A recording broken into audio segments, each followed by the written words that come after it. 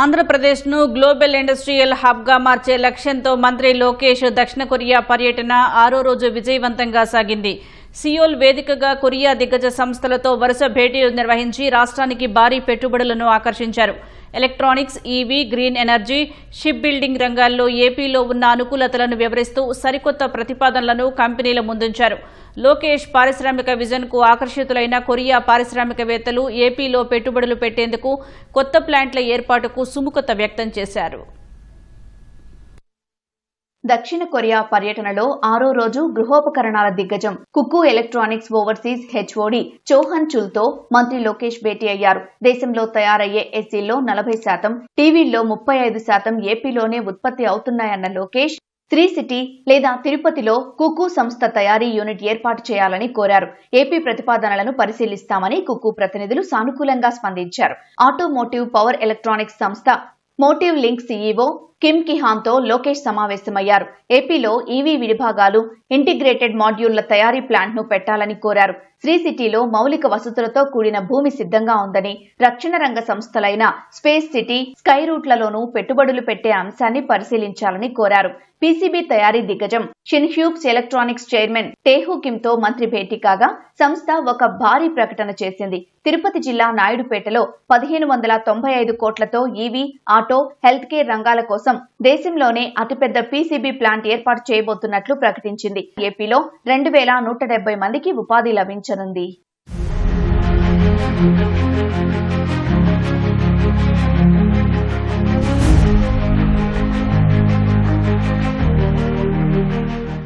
HD Korea ship building and offshore engineering global business director Kyon యంగ్హ్యూన్ తో లోకేష్ సమావేశమయ్యారు. ఏపీలో 1053 కిలోమీటర్ల సుదీర్ఘ ప్రాంతం, 6 యాక్టివ్ పోర్ట్లు ఉన్నట్లు వివరించారు. రాష్ట్రంలో అమలవుతున్న స్పీడ్ ఆఫ్ డూయింగ్ బిజినెస్ విధానాలను మెచ్చుకున్న కొరియా బృందాన్ని నేరుగా సీఎం చంద్రబాబుతో సమావేశానికి ఏపీకి రావాల్సిందిగా ఆహ్వానించారు.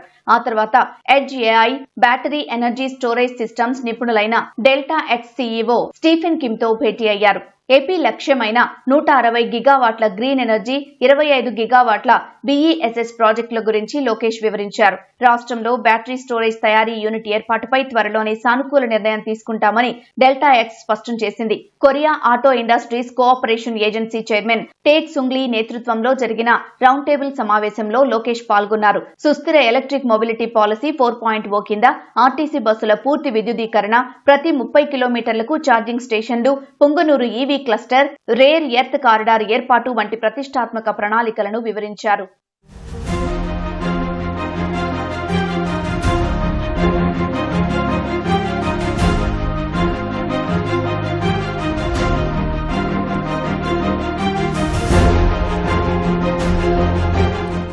ఆటోమొబైల్ రంగాన్ని మరింత బలోపేతం చేసేందుకు అనంతపురం కియా క్లస్టర్ సమీపంలో ఒకటి, శ్రీ సిటీ చిత్తూరు తిరుపతి కారిడార్లో మరొకటి చొప్పున 2 ప్రత్యేక కొరియన్ ఆటో కాంపోనెంట్ పార్కులను ప్లగ్ అండ్ ప్లే సదుపాయాలతో ఏర్పాటు చేస్తామని లోకేష్ ప్రకటించారు. పెట్టుబడుల సమన్వయం కోసం ఏపీ ఈడీబీలో ప్రత్యేక కొరియా డెస్క్ ఏర్పాటు చేస్తున్నట్లు తెలిపారు. శాంసంగ్ ఈవీపీ యంగ్ జోయన్ తో భేటీ అయిన లోకేష్ ఏపీని ఏఐ సర్వర్ తయారీ, డిస్ప్లే ఫ్యాబ్, ఓఎస్ఏటీ సదుపాయాలకు కేంద్రంగా మార్చాలని కోరారు. అమరావతి క్వాంటమ్ వ్యాలీలోని ఐబీఎం క్వాంటమ్ సిస్టమ్ 2 పరిశోధనల్లో భాగస్వామ్యం కావాలన్నారు. శాంసంగ్ బహుళ విభాగాల కోసం ప్రత్యేకంగా శాంసంగ్ సిటీ నిర్మించాలనే ప్రతిపాదనను తెరపైకి తెచ్చారు.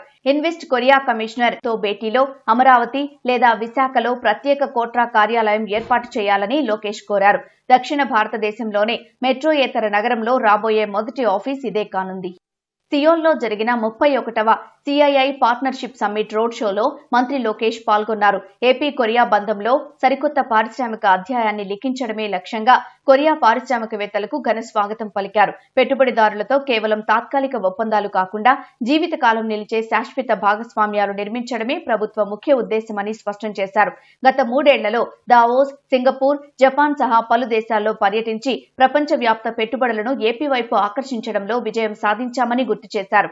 ఏపీలో దాదాపు 35కు పైగా కొరియా దిగ్గజం కంపెనీలు విజయవంతంగా వ్యాపార సామ్రాజ్యాన్ని విస్తరించుకున్నాయని వెల్లడించారు.